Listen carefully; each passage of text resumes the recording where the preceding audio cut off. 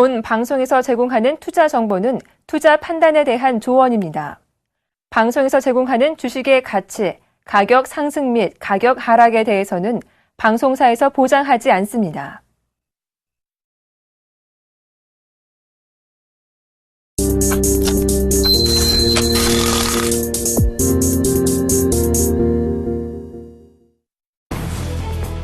뉴욕 증시는 제조업과 주택 지표가 실망스럽게 나온 가운데 혼조세를 나타냈습니다. 다우지수는 0.15% 하락한 16,130.18을 기록했고 S&P 500 지수는 0.11% 높아진 1,840.73을 나타냈습니다. 또한 나스닥 지수도 전날보다 0.68% 상승한 4,272.78로 장을 마쳐 8일째 상승을 이어갔습니다. 나스닥 지수는 13년 7개월 만에 최고치를 보였습니다. 뉴욕 연방준비은행은 2월 엠파이어 스테이트 지수가 4.48을 기록했다고 밝혔습니다. 이는 전월 12.51보다 큰 폭으로 하락한 것이며 시장 전망치 9에도 못 미쳤습니다. 그러나 제로를 상회하며 뉴욕주와 뉴저지 북부, 코네티컷 남부 지역의 제조업 경기 확장세를 시사했습니다. 전월 2년 내 최고 수준인 10일까지 상승했던 신규 주문 지수가 마이너스 2를 기록했고 제품 수송 지수가 15.5에서 2.1로 떨어지며 크게 악화됐습니다. 미국 건설업계의 경기 기대감을 나타내는 전미주택건설업협회 NAHB 주택시장지수가 이번 달에 9개월 내 최저치를 기록했습니다. NAHB와 엘스파고는 2월 주택시장지수가 46까지 하락했다고 발표했습니다. 이는 전월치와 시장 전망치 56을 하회한 것은 물론 지난해 5월 이후 최저 수준을 기록했습니다. 케빈 켈리 NAHB 회장은 성명을 통해 미국을 뒤덮은 험한 날씨에 영향을 받았다며 주택 건설 자재 공급이 제한되고 숙련된 노동자가 부족해 걱정이라고 설명했습니다. 유럽 증시가 혼조세로 거래를 마쳤습니다. 독일 경기 선행지수가 2달 연속으로 하락했고 뉴욕 엠파이어 스테이트 지수가 기대를 밑돌자 관망세가 짙어졌습니다. 영국 증시가 0.9% 상승했고 독일 증시는 0.03% 올랐으며 프랑스 증시는 0.1% 하락했습니다. 유럽중앙은행은 12월 경상수지 흑자가 213억 유로로 사상 최고치 233억 유로를 기록했던 전달보다 감소했다고 발표했습니다. 상품수지 흑자는 149억 유로로 전달보다 38억 유로 감소했고 서비스 수지 흑자는 87억 유로로 전달보다 7억 유로 줄었습니다. 반면 소득수지 흑자는 93억 유로로 전달보다 44억 유로 늘었습니다. 경상 이전 수지 적자는 116억 유로로 적자폭이 19억 유로 확대됐습니다. 영국 통계당국은 지난 1월 중 소비자 물가가 전년 동월 대비 1.9% 상승하는 데 그쳤다고 밝혔습니다. 지난해 12월의 2% 상승보다 더 둔화되며 지난해 2009년 11월 이후 4년 2개월 만에 처음으로 영란은행 목표치를 하회했습니다. 또한 소비자 물가는 전월 대비 0.6% 하락하며 보합권을 유지할 것이란 시장 전망치를 크게 밑돌았습니다. 이는 지난 2009년 1월 이후 5년 만에 가장 큰 하락률이었습니다. 음식료품과 에너지 가격을 제외한 근원 소비자 물가 역시 1.6% 하락하며 12월에 1.7%보다 더 안정됐습니다.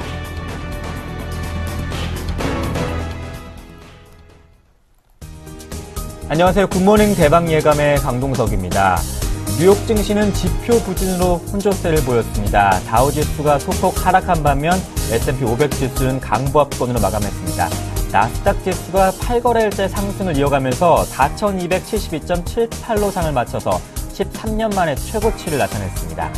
일본의 부양책이 뉴욕 증시에 호재로 작용했지만 제조업과 주택 지표가 부진함에 따라 뉴욕 증시는 상승 랠리를 이어가지 못했습니다. 먼저 제조업 지표를 살펴보면 미국의 2월 엠파이어 스테이트 지수가 4.48로 전달보다 크게 하락한 수치를 나타냈습니다. 주택 지표 역시 부진했습니다. NAHB 주택시장 지수는 9개월 만에 최저치를 나타내면서 46을 보였습니다. 이는 전월치와 시장 전망치는 물론이고 지난 5월 이후 최저 수준을 나타냈습니다. 이는 한파로 인해 미국 건설업계가 꽁꽁 얼어붙었음을 확인할 수 있었는데요. 최근에 뉴욕 증시 상승에도 불구하고 1월부터 이어진 지표 부진이 아직 끝나지 않았다고 생각하는 투자자들 심리가 많이 얼어붙었습니다. 한편 국내 증시 어제 외국인과 기관의 매도에도 불구하고 사흘째 상승을 이어갔습니다. 소폭 오르면서 1946선을 지켰는데요. 아직 수급에서는 답답한 상황을 확인할 수 있었습니다. 오늘 장에서 외국인의 강력한 매수와 또 저항선인 1953을 넘어서 안착할 수 있는 모습을 한번 기대해 보겠습니다. 굿모닝 대박 예감 지금 바로 출발합니다.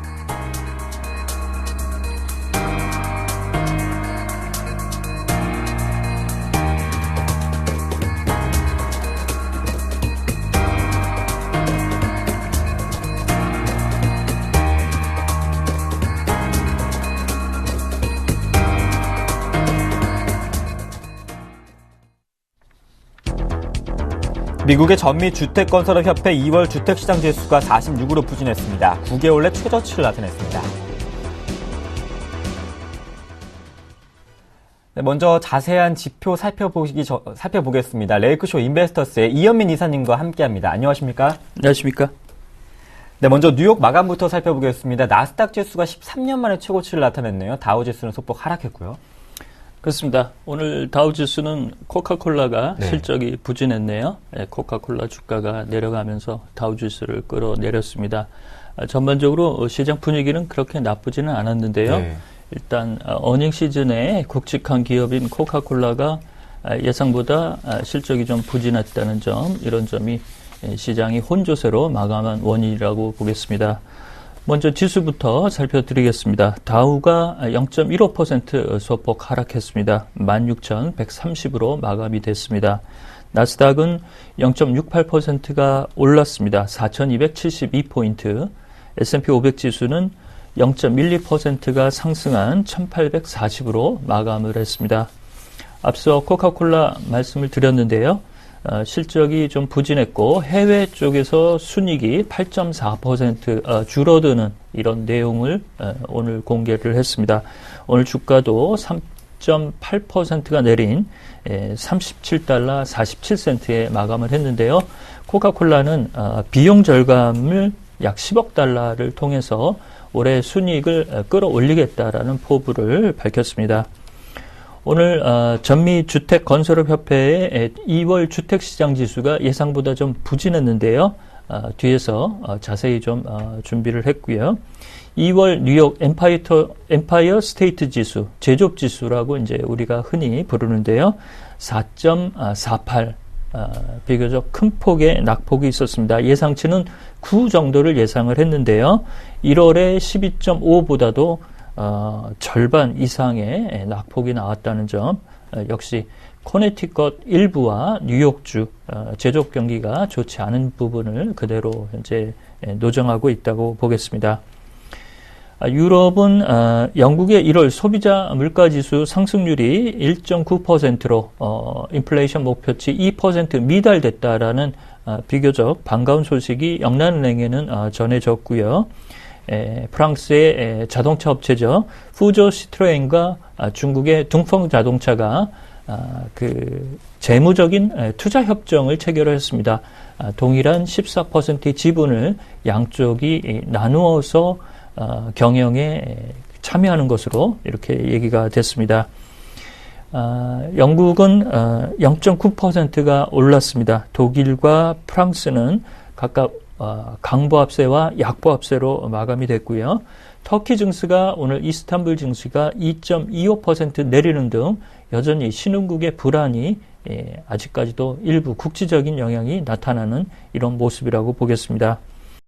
오늘 유가는 2.1%는 올랐습니다. 102달러 43센트.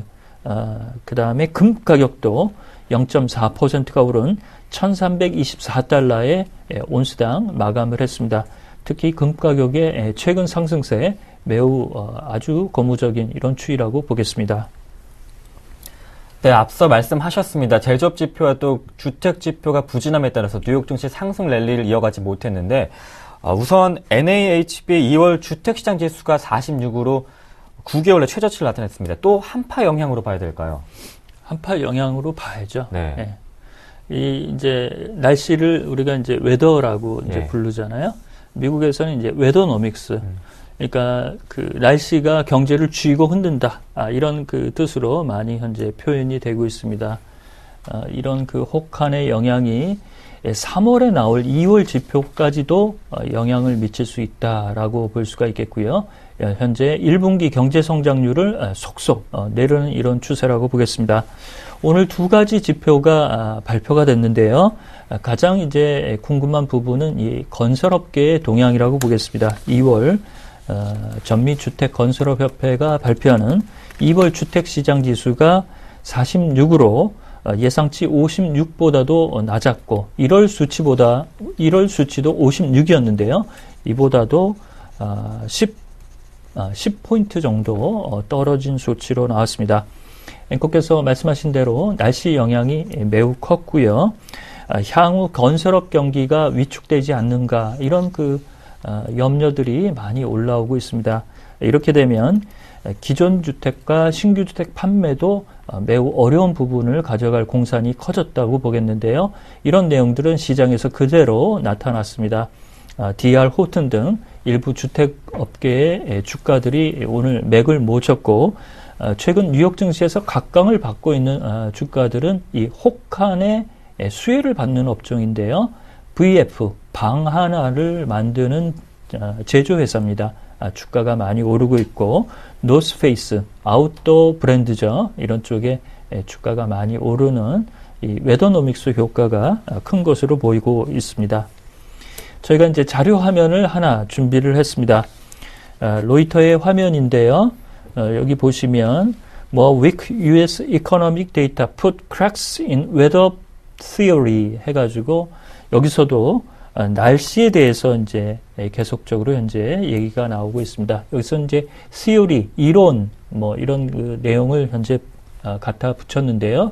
우리 시청자 여러분들이 이해하시기에는 웨더노믹스 이렇게 한 단어로 축약을 해서 말씀을 드릴 수가 있겠습니다.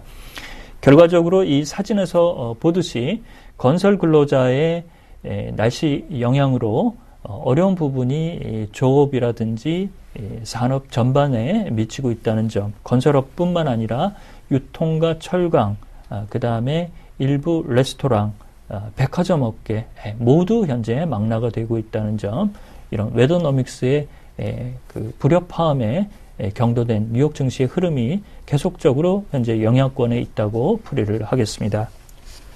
이번엔 한파가 유가와 또 금값에 영향을 미쳤습니다. 오늘 금값이 0.4% 상승을 했고 유가도 102달러를 돌파했는데 금값이 올해 들어서 10% 이상 급등하면서 1324달러까지 왔습니다. 시장에서는 계속해서 상승을 예상하고 있습니까? 단기적으로는 조금 더 간다고 보고 있고요. 네. 저희가 이제 금 가격이 1,300달러에 안착한 것은 상당히 고무적인 것이고 추가적인 상승 여력이 좀 있을 것이다. 이렇게 봤는데요. 이런 내용들이 현재 속속 미 월가를 중심으로 나오고 있습니다. 먼저 자료 화면을 보시고 설명을 좀 말씀을 드리겠는데요. 첫 번째 자료 화면은 CNN 머니 화면입니다. 여기 보면 지난해 약 400억 달러가 금 시장에서 일부 자금이 유출됐다라고 얘기를 하고 있습니다. 여기 이제 그래프가 나와 있는데요. 이게 전반적으로 하락 추세를 가져가다가 최근에 이제 들어서 다시 이제 상승 추세로 접어드는 이런 모습이라고 보겠습니다. 이렇게 400억 달러 정도가 유출된 것은 일부 헤지 펀드에서 금 투자를 축소를 했었죠. 여기는 이제 조지 소로스의 퀀텀 펀드도 들어 있고요. 존 폴 존슨의 금 투자 펀드들도 일부가 매각이 됐고, 지난해 유로존의 사이프러스의 재정 위기 이런 부분에서 중앙은행의 금 매도 공세도 일부 있었다고 볼 수가 있겠습니다. 이 하단의 그래프 하단에서 보시는 바와 같이 추가적으로 이제 어려운 국면은 일부 탈출한 것으로 좀 풀이를 할 수가 있겠고요. 더불어서 하나 더 얘기를 드리겠습니다. 하나는 이제 블룸버그 화면인데요. 여기서는 이제 조심스러운 입장을 냈습니다. 2014년 랠리가 끝나고 나더라도 베어리시 조심스러운 입장을 견지한다라고 얘기를 했습니다. 아직까지 금 시장에 대한 시장의 견해는 첨예하게 대립되는 이런 양상이라고 보겠습니다. 그렇지만 이제 결과적으로 금 시장의 내용을 이렇게 반등한 추세의 원인을 찾아보면 1월에 뉴욕 증시에 밸류에이션 논란이 있었습니다. 이때 주가가 더 하락할 수 있다는 개연성을 밝힌 마크 파버의 그 언사들도 있었고요. 그 다음에 아르헨티나의 외환 시장 국지적인 쇼크가 있었습니다. 이러면서 이제 자금이 신흥국 시장에서 유출이 됐는데요. 결과적으로 이것이 선진국 시장으로 들어오다가 날씨와 혹한 탓에 일부 상품 시장으로 현재 빠져나가는 것으로 보입니다. 그 수혜를 현재 금이 가져가고 있다고 볼 수가 있겠고요. 이 밖에도 BH 빌리턴 등 광산주, 그 다음에 천연가스가 오늘 새벽에는 6.5%가 오르는 등 일부 상품 가격으로 현재 전이되는 이런 추이라고 볼 수가 있겠습니다. 현재 일부 내용을 보면 금 가격은 단기간에는 1350달러까지 올라갈 것으로 현재 예측을 하고 있는데요. 굵직한 일부 기관들은 기존의 올해 금 가격의 전망 1050달러 수준을 여전히 고수하고 있다는 점, 이런 점이 시장의 첨예한 대립이라고 풀이를 하겠습니다. 네. 어제 니케이 지수 3% 급등하게 한 요인이 있었죠. 일본 통화정책 회의 결과를 발표했습니다. 현재 통화정책 계속 유지하면서 은행 지원 대출을 2배로 늘리겠다고 하는데, 계속해서 일본은 유동성 확보를 위해서 안간힘을 쓰고 있네요. 그렇습니다. 전반적으로 유동성을 더 늘려주지는 현재 않으면서도 네. 일부 국지적으로 도움을 줄 수 있는 부분은 계속적으로 현재 발표를 하고 있는 이런 내용인데요. 어제 금통위가 이틀간의 그 회의를 마치고 패배를 했습니다. 현재 일본 BOJ가 자산 매입 규모 60조 엔에서 70조 엔을 그대로 가져간다라고 발표를 했고요. 구로다 총재가 어제 그제 이제 발표한 4분기 일본 GDP의 내용에 대해서 어떤 말을 할 것인가, 이것이 궁금했는데요. 역시 일시적으로 수익 규모가 매우 는 것이 GDP를 좀 끌어내린 이런 원인이었다라고 분석을 했습니다. 그렇지만 민간대출기금의 내용을 더 많이 늘리겠다라고 얘기를 했는데요. 7조 엔으로 2배 이상 늘린다라고 발표를 했습니다. 이렇게 공격적인 시장 유동성 지원을 외곽에서는 계속 현재 독려하는 모습이라고 볼 수가 있겠고요. 이는 보건 부분과 의료 부분, 그 다음에 가계의 대출 수요를 은행이 적극적으로 추진할 것을 현재 밀어붙이는 모습이라고 보겠습니다. 구로다 총재는 현재 아베노믹스는 순항하고 있고 2년 내 인플레이션율 목표치 2% 달성도 현재로서는 가능하다. 이 기존의 입장을 밝혔습니다. 이러면서 어제 일본 니케이가 기록적으로 3%의 아주 좋은 그런 흐름이 나타나고 있는데요. 그렇지만 고민도 깊다는 점, 이런 점을 덧붙여 말씀드릴 수가 있겠습니다. 왜 그런가 봤더니 일본 내부에서는 계속 GDP 부진에 대해서 갈등을 빚고 있습니다. 아베노믹스에 대한 도마가 다시 한번 위로 올라왔는데, 계속 그럼에도 불구하고 아베 총리는 계속해서 자신의 주장을 고집하고 있단 말이죠. 제가 보기에는 일본이 이 전략 말고 시장을 두드릴 수 있는 다른 얼터네이티브 스트래티지 대안이 쉽지 않습니다.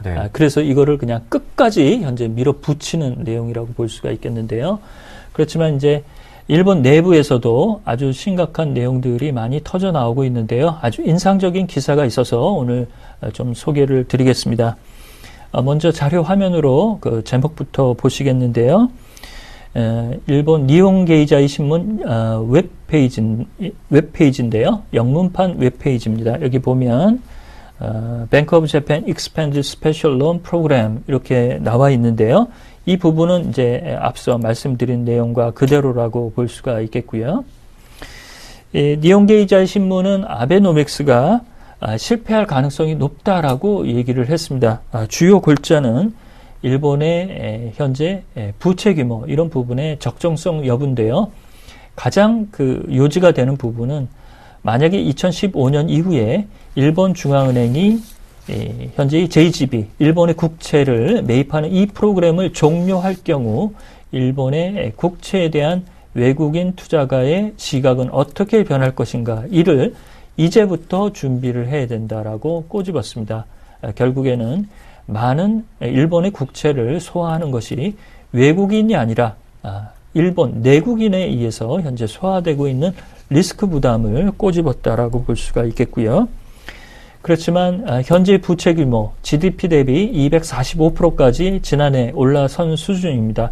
그렇지만 이것이 소비세 인상을 통해서도 현재 내려갈 기미가 없다는 점, 이런 점이 어떤 영향으로 이것이 툭 터지듯 이렇게 무너질 수 있는 개연성을 현재 지적을 했다는 것, 그리고 이것이 일본의 가장 굵직한 언론을 통해서 현재 발표가 되고 있다는 것, 이것이 가장 큰 고민이라고 풀이를 하겠습니다.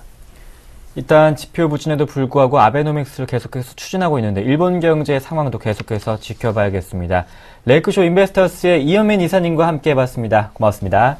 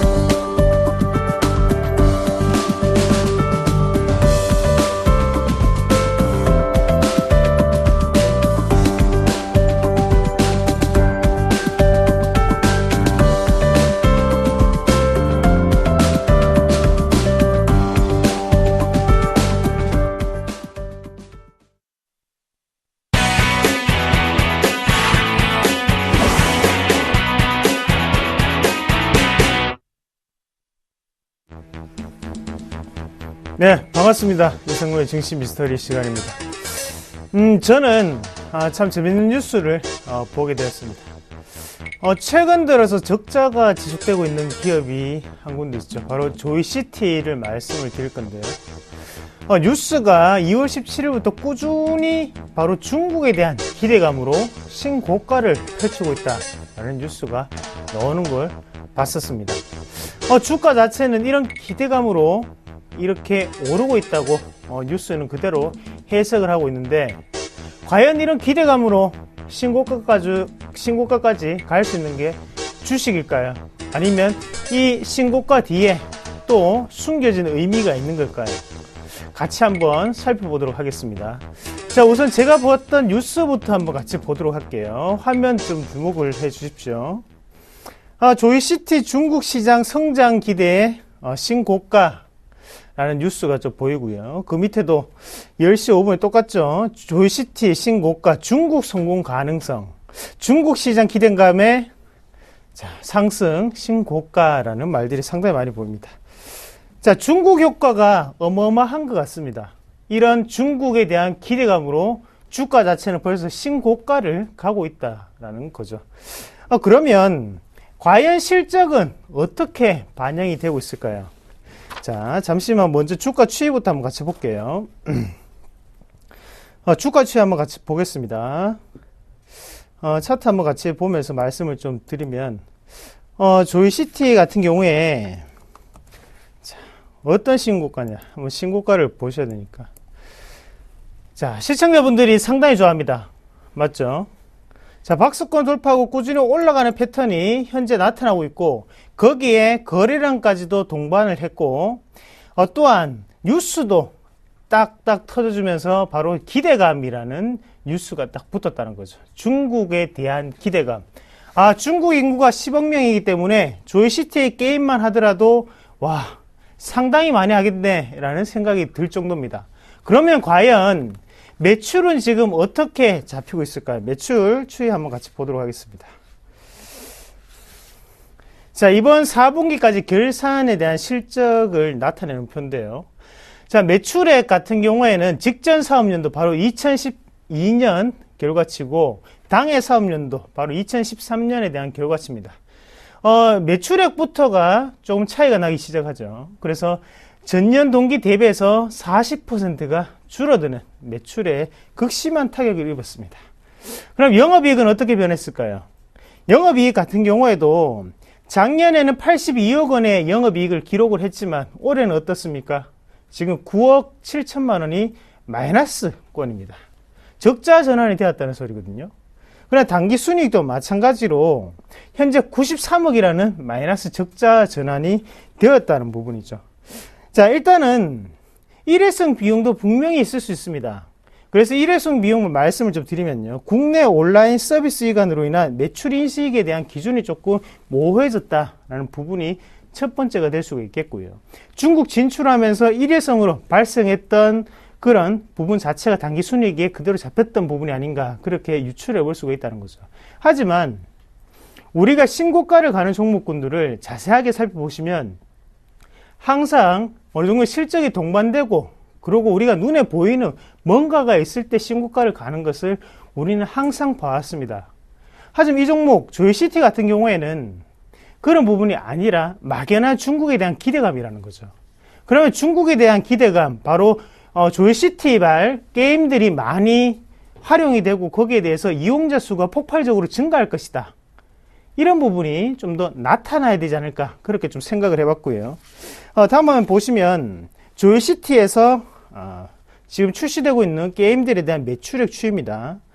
하단 자체가 바로 프리스타일에 대한 부분이 나타나고 있겠고요. 그 위의 색깔은 바로 프리스타일 풋볼, 그리고 세 번째는 바로 프리스타일 2라고 좀 보시는 게 좋을 것 같아요. 그래서 대부분의 매출처가 프리스타일이라는 게임에서 나타나고 있는데, 프리스타일 이 게임이 중국으로 넘어가면서 폭발적으로 인구가 하고 있는 게임을 이용하는 인구가 늘어날 것이다, 이런 뜻이거든요. 하지만 국내에서의 매출처를 본다면 그렇게 크게 프리스타일이라는 게임이 익숙치가 않다는 거죠. 그럼 이런 기대감으로 올라가는 주가치고는 너무나 오버히팅이 되는 부분 아닐까?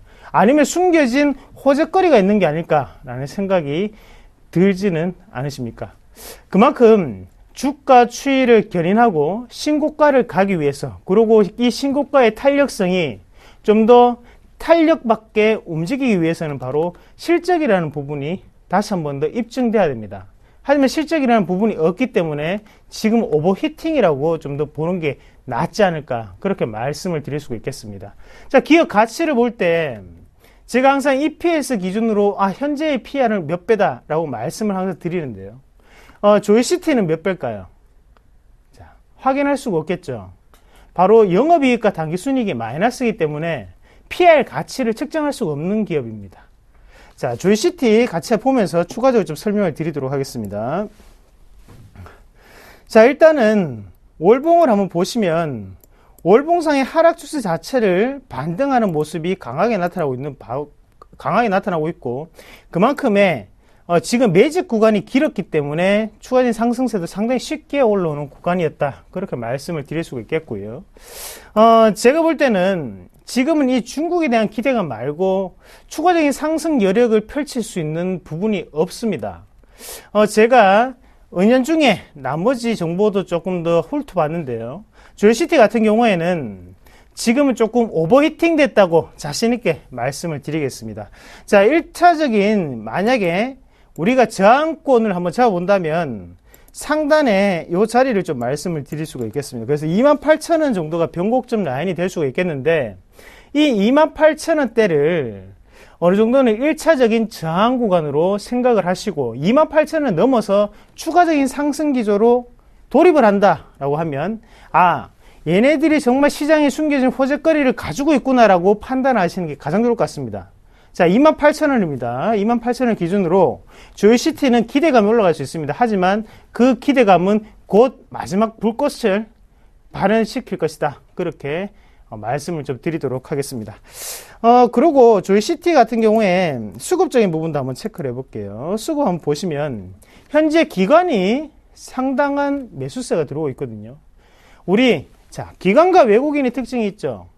외국인은 월봉 스타일, 그만큼 좀 더 장기적이고 중기적인 관점으로 주가를 견인한다라는 부분이고, 기관의 그중에서 투신권의 스타일은 단기적인 승부, 바로 월별 승부를 본다는 거죠. 그래서 단기적으로 급등을 시키든지 아니면 단기적으로 차익 실현을 빠르게 해낸다는 부분이 있습니다. 수익률 제고 차원이라고 말씀을 드릴 수가 있겠고요. 그런 특징적인 부분을 본다면 이런 기관의 수급 자체는 좀 더 긍정적으로 생각하기보다는 조금은 위험스럽게 생각하는 신호가 아닐까, 그렇게 말씀을 드리겠고, 금융투자업종, 지금 투신업종 두 군데 다 지금 매수세가 들어오고 있습니다. 자, 매도율도 한번 체크를 해볼게요. 매수 권역에 가려있는 매도율이 지금 나타난다는 거죠. 자, 제가 투신권을 좀 더 눈여겨보셔야 된다고 말씀을 드렸죠. 순매수로 본다면 이거만큼 좋은 순매수는 없습니다. 하지만 매도율을 체크를 해본다면 매수를 하는 과정에서도 지금은 꾸준히 매도율이 크게 나타나고 있다는 거죠. 기관에서는 손이 계속 바뀌고 있구나. 어떻게 하단에서는 안 이루어지다가 주가가 올라가면서 지금 투시권에서의 매물도 그만큼 우리의 눈을 속이면서 뱉어내고 있다는 거죠. 순매수만 볼 때는 이렇게 나오는 물량 자체를 모른다는 겁니다. 하지만 매도율 자체를 체크를 해보면 지금은 기관도 차익 실현하는 구간이구나. 자, 1차적인 변곡점은 바로 28,000원입니다. 28,000원대를 꼭 한 번 더 살펴보시길 바라겠고요.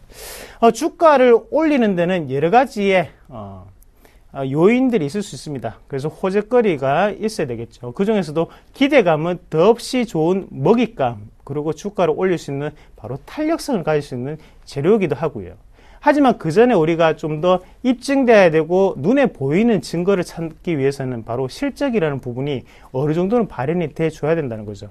적자로 계속적으로 적자가 발생하는 기업은 절대로 주가 자체는 크게 갈 수 없다는 거 다시 한 번 더 꼭 기억을 하시고요. 오늘도 건전한 기업, 그리고 우량한 기업으로 수익률을 올리시는 하루가 되시길 바라겠습니다. 고맙습니다.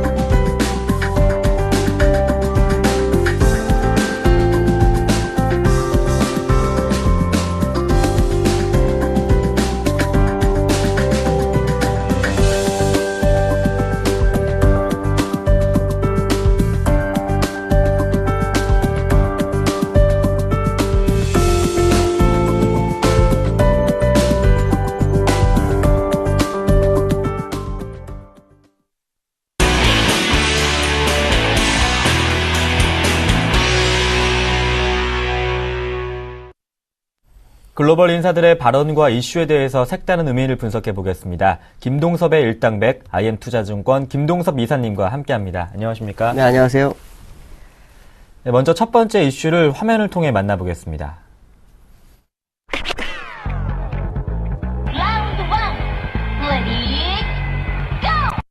세계적 투자자 조지 소로스가 미국 증시 하락에 무게를 둔 것으로 알려졌습니다. 소로스가 뉴욕 증시 하락에 더 베팅을 했는데 그렇다면 뉴욕 증시 고점에 가기 전에 하락을 한다는 것인지 아니면 지금 바로 하락을 한다는 것인지 궁금한데요. 조지 소로스는 이게 투자를 정말 잘합니다. 네. 지난번에 엔화도 이 75엔대 약세 베팅을 해가지고요. 3개월 만에 10억 불을 벌었던 사람 중에 한 명이죠. 그 당시 헤지펀드 투자가들 거의 다 손실이 나고 있었고 실제로 작년에 헤지펀드들 이익이 그렇게 많지 않은 상황이었습니다. 그래서 오히려 헤지펀드가 문을 닫는 회사도 있을 정도였는데요. 이 조지 소로스가 그 미국 S&P 500 지수에 베팅을 했다고 하죠. 근데 이거를 이제 우리가 자세히 들여다봐야 됩니다. 왜 이런 생각을 했을까라는 부분인데 1차적으로는 이제 미국이 약 28개월 동안 상승을 했습니다. 그러니까 사실은 상승이 굉장히 길었고요. 상승이 긴다는 얘기는 조정이 한번 올 수도 있다라는 어떤 그 상승의 반대편적인 생각을 한번 해봐야 됩니다. 그러니까 그렇기 때문에 아마 거기에 대한 생각을 하고 베팅을 했다라고 봐야 되는데요. 우리가 이제 이 베팅에 대해서는 이제 규모를 봐야 됩니다. 조지 소로스가 아무리 매매를 잘해도 이 베팅 성격이 어떤 거냐에 따라 또 얘기는 달라질 수 있다라는 거죠. 일반적으로 투자가 입장에서 우리가 100을 투자하고 있다면 이 어느 한쪽에서 이익을 보기 위해서는 최소 40% 이상을 한쪽에다 몰아넣어야 됩니다. 근데 만약에 10% 정도나 20% 정도의 매매는 이것은 오히려 해지성일 수 있다라는 생각을 한번 해봐야 됩니다. 특히 조지 소로스가처럼 어마어마한 금액을 투자하는 사람 입장에서는 당연히 위험자산 투자 후에 해지를 해야 된다라고 보는 거죠. 지금 보면은 약 한 11% 정도, 전체 투자금의 11% 정도를 이 하락 쪽에 배팅하는 그런 상황이었는데요. 이게 이제 사실 시간은 좀 지났습니다. 그래서 이번 하락 때 그 이익을 좀 추구하지 않았을까, 뭐 이런 생각도 해보고요.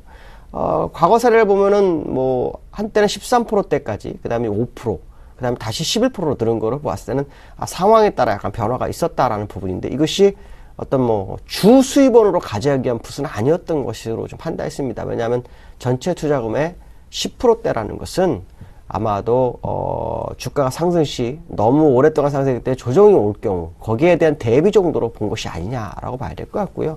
저는 사실은 그 미국이 더 많은 상승을 할 거라고 예상이 되고 있기 때문에 조지 소로스가 만약에 풋에다가 뭐 우리가 속된 말로 몰빵이라는 표현을 쓰는데 그렇게 했다 그러면 좀 고민을 해보겠지만 이 정도라 그러면 말로 그렇게 고민할 사항은 아니지 않느냐라는 생각을 해봐야 될 것 같고요.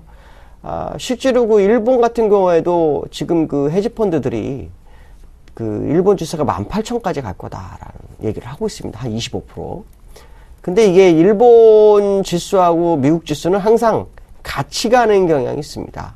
그다음 미국도 한 19,000까지 간다라는 얘기가 똑같은 거기 때문에 이런 부분을 감안한다 그런다면 지금 그 조지 소로스의 어떤 행동은 해지가 맞을 것이다라고 생각을 해야 될 것 같습니다. 네, 조지 소로스 전체 투자 금액의 10%이기 때문에 2년간 이어진 뉴욕 증시 상승에 이은 조정 장세에 대한 대비일 것이다 이렇게 해석할 수 있겠네요. 두 번째 이슈도 이어지겠습니다.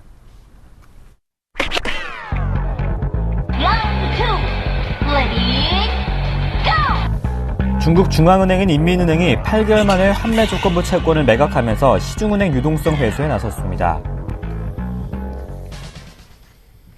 1월에 신규 위안화 대출이 전달에 비해서 3배 증가해서 유동성 위축이 줄어든 상황 속에서, 우려가 줄어든 상황 속에서 왜 바로 유동성 회수를 하는 거죠? 왜라는 거에 대해서는 사실 저도 좀 이해할 수 없는 부분인데요. 네. 그러나 이제 그 중국 정부가 이 긴축 모드에 대한 생각은 계속 가지고 있었던 것은 사실입니다. 근데 작년 12월보다 오히려 그 유동성의 대출이 4배 정도가 증가하면서 시장 유동성이 풍부해졌죠. 그것은 이제 중국장을 끌어올리는 원동력이었는데 아마도 어느 정도의 조절을 좀 한 것으로 보입니다. 그렇지만 규모로 본다면 좀 얘기가 달라지죠. RP를 통해서 유동성 회수는 약 480억 위안 정도밖에 안 됩니다. 근데 1월에 대출의 신규 대출은 1조 3,200억 위안 정도 되죠. 그러니까 어마어마한 금액 중에서 일부 정도만 유동성 회수한 정도로 봐야지, 이것이 추세적으로 다 유동성을 회수할 거다라는 생각은 안 하는 게 좀 맞지 않을까 이렇게 보여지고 있고요.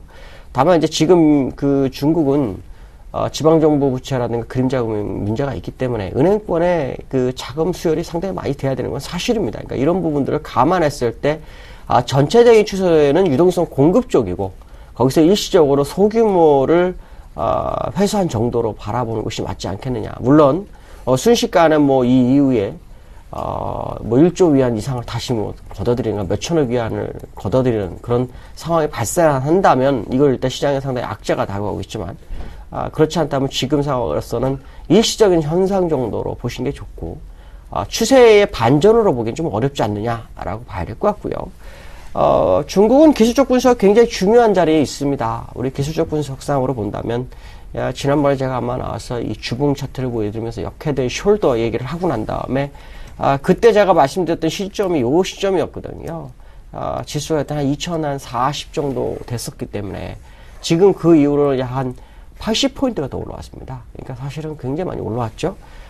이 모습을 보다면 여기가 이제 머리가 되고요, 양 어깨가 되는 상황이라고 말씀드릴 수 있는데, 정말 많이 가려고 한다면 요 추세대를 벗어나주는 게 가장 좋겠죠. 요 지점이 정확하게 재보면 약 한 2130 정도 됩니다. 그러니까 지금부터 한 10포인트 정도. 그러니까 어저께 사실은 돌파 시도가 됐던 요번 주 돌파 시도가 해다가 지금 약간 밀리는 그런 상황인데, 이 지점이 돌파가 되고 나면은 일단 3000포인트까지 가는 데는 그렇게 오랜 시간이 걸리지 않습니다. 항상 중요한 구간을 벗어나는 게 어렵지, 그렇지 않은, 그 벗어나고 난 다음에는 오히려 시장은 빠른 속도로 올라갈 수 있다는 부분이고요. 그 지점은 제가 추세선으로도 그었지만, 과거에 중요한 저항대가 있습니다. 요 자리가 중요한 자리가 되죠. 이게 2012년 1월이니까 2년 전 저점을 뚫느냐 안 뚫느냐의 싸움이 지금 펼쳐지는 거죠.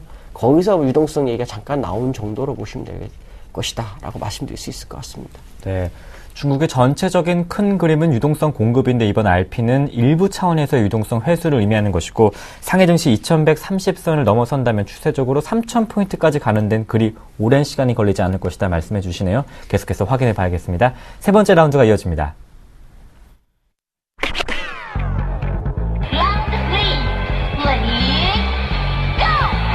폴 볼커 전 미국 연준 의장이 우리나라 경제에 대해 기초 체력이 양호하고 글로벌 자금 흐름에 상대적으로 견조한 모습을 보이고 있다고 진단했습니다.